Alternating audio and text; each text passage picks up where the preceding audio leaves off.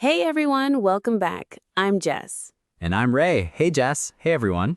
Ray, I want to start today with something a lot of English learners believe, but it's actually not true. Okay, here we go again. What do people believe this time? A lot of learners think daily conversation is unpredictable. I never know what someone's going to say, so I can never really prepare. Honestly, that sounds true to me too. Conversations feel random. That's exactly the myth we're busting today. The topic is, you already know most of what daily conversation actually needs. You just don't realize it yet. Okay, now I'm curious. Convince me. I will. Before we dive in, Ray, can you do the honors? Of course. Hey, everyone. If this podcast is helping you, please hit subscribe, give this episode a like, and turn on notifications so you don't miss new episodes from ELS. We really appreciate it. Okay, Ray, let's get into it. Here's the truth. Daily conversations are actually incredibly repetitive.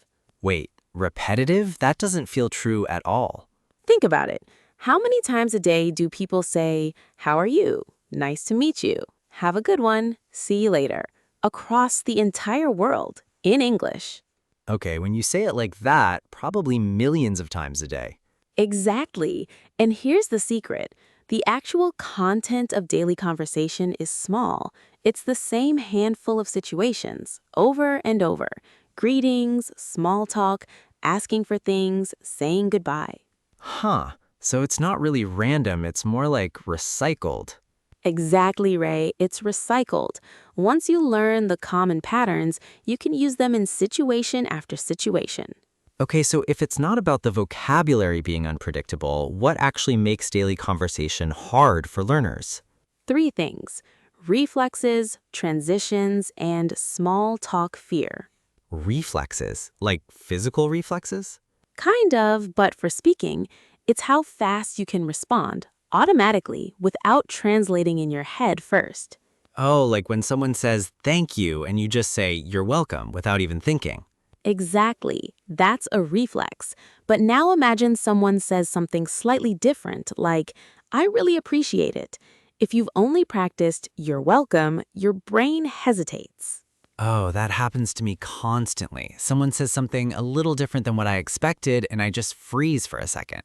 That's not a vocabulary problem, Ray. That's a reflex problem. You know the words, your brain just isn't fast enough yet to react to variation.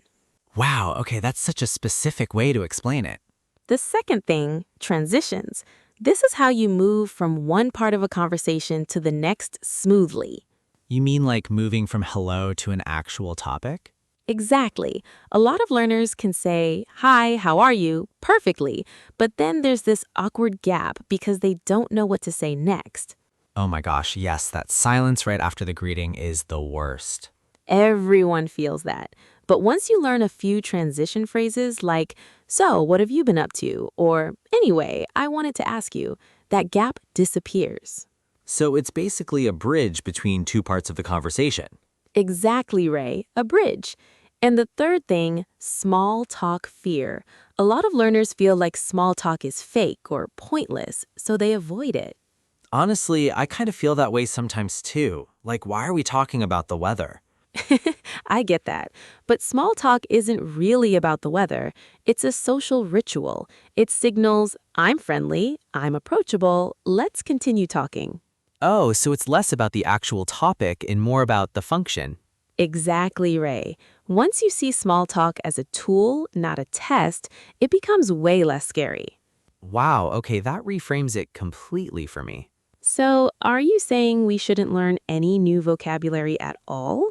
Wait, that's literally what I was about to ask. No, learning new words is great, but for daily conversation specifically, the real solution is reflexes, transitions, and comfort with small talk, not more vocabulary. You could know 1,000 words and still freeze at hi, how's it going? Exactly, Ray. You said it perfectly. Okay, can you give a real example, something people can actually imagine? Sure. Let's imagine a scenario, everyone. You're in an elevator and someone says, "Busy day?" Okay, I'm imagining it. Honestly, in that moment, my brain would probably go blank for a second. Right, because it's a small, casual question, but it still requires a reflex. You could just say, Yeah, pretty busy. You too? Oh, that's such a simple response. I was overthinking it. Exactly. No difficult vocabulary needed, just a fast, natural reflex. Let's do one more. I like these. Okay, imagine you're at a coworker's desk and after some small talk, they say, "Anyway, I should get back to it." Oh, that's a conversation ending phrase, right? Exactly. And a lot of learners don't know how to respond naturally, so there's this awkward pause. But you could simply say, "Yeah, me too. Talk to you later." Oh, that's so smooth. I always felt stuck at the ending part of conversations specifically.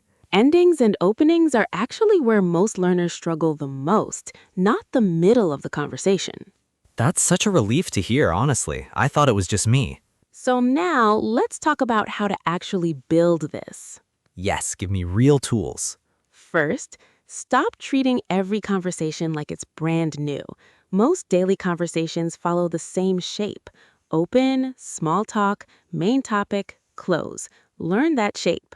So it's less like improvising from nothing and more like following a map. Exactly. Second tip, practice quick responses out loud, even alone. Someone says, "How's it going?" You immediately say something back out loud without thinking too long. It's like training my reaction time. Exactly like that. Third tip, don't wait for the perfect response. A simple, natural response beats a perfect delayed one every time. But what if my response sounds too plain or boring? Plain and quick is way better than perfect and awkward. Native speakers use plain responses constantly, like, "Oh, nice. Same here. No way. Really?" Wow, I always thought I needed something more interesting to say. Not at all. Simple keeps conversation flowing. Complicated slows it down. Okay, I'm loving this. What's another way to build speed? Fourth, shadowing. Of course. Of course. Listen to a short daily exchange, then repeat it right after, copying the rhythm and tone. It trains your reflexes and your mouth at the same time. And I'm guessing we don't need new vocabulary for that either. Exactly, Ray. You already understand these sentences. You just need to train your speed. Now let's do our conversation pattern segment. Everyday exchanges you'll hear constantly in almost any English-speaking situation. Okay, I'm ready to shadow with you. Pattern 1. Greeting. "Hey, how's it going?" "Pretty good. You?" A short, automatic exchange.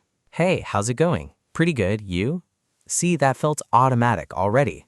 Pattern 2. Small talk opener. "So, what have you been up to?" A safe, flexible way to move a conversation forward. So, what have you been up to? I like that one. It works with almost anyone. Pattern 3. Reacting to moves. "No way, really? That's crazy." "Oh, that's so nice." Short reactions that keep conversation alive. No way, really? Very useful, very natural.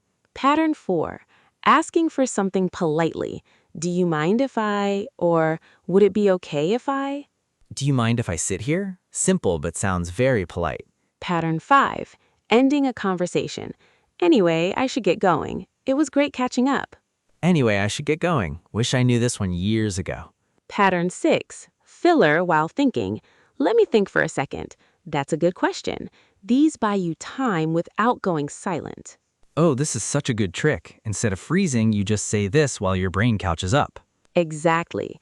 A few extra useful words while we're here. Small talk, meaning light, casual conversation about non-serious topics, and rapport, meaning a friendly, comfortable connection with someone. We built good rapport just from small talk in the elevator. That's such a natural sentence now. So today's patterns: greetings, small talk openers, reactions, polite requests, conversation endings, and thinking fillers. All short, all reusable, all things you already understand, just waiting to become reflexes. So here's a real daily habit you can start. Every day, pick one daily conversation pattern from today and use it out loud, even just once, with a real person or even by yourself. Just one pattern a day. That actually sounds manageable. Exactly. It doesn't need to be a whole conversation, just one reflex, practiced until it feels automatic. Small and consistent instead of trying to master everything at once. Exactly.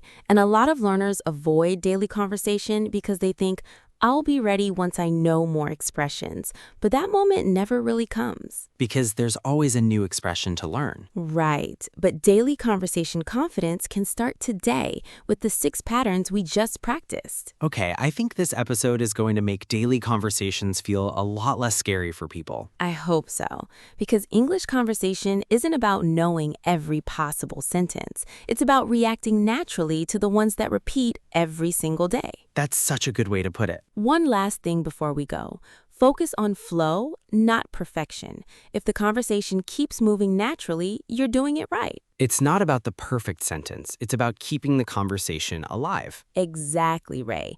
Daily conversation isn't a test. It's just daily. Okay, everyone, I hope you're feeling a little more confident about this after today. So here's a question for all of you listening. What's one daily conversation moment that still makes you freeze even a little? Comment below and tell us. In English, we genuinely love to read it. We hope this episode helped. Please subscribe to ELS, English Listening and Shadowing. Give this one a like and share it with a friend who also freezes during small talk. They're definitely not alone in that. Definitely not. This was ELS with Jess and Ray. You already know more than you think. You just need to react a little faster. Keep speaking bravely. See you in the next episode. Bye, everyone. And hey, the conversation's already started. You've got this.